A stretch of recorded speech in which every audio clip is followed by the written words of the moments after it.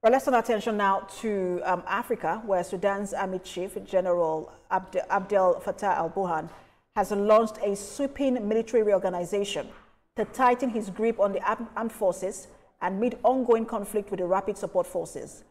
A decree just issued consolidates control over all allied armed groups, and that's including former Darfur rebels, tribal militias, Islamic brigades, and civilian defense volunteers, bringing them under formal army command.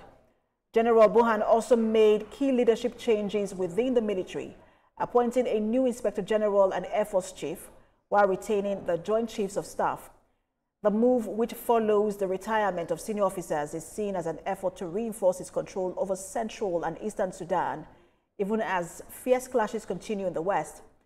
Political figures have welcomed the reorganization, saying it could block the emergence of rival military factions like the RSF, which originally formed from government-armed militias.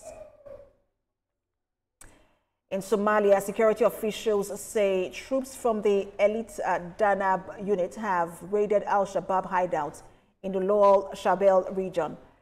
The fighting began over the weekend and continued until the early hours of Monday. The attacks also involved airstrikes on the group's positions. Since July, Somali forces and African Union peacekeepers have intensified operations against al-Shabaab strongholds in the center and south axis of the country. Their efforts have only achieved limited success, as fighters often launch attacks in urban areas, including the capital, Mogadishu. President Hassan Sheikh Mohamud has made defeating al-Shabaab a key part of his government's agenda, but the withdrawal of some peacekeeping forces have exposed gaps in Somali troops.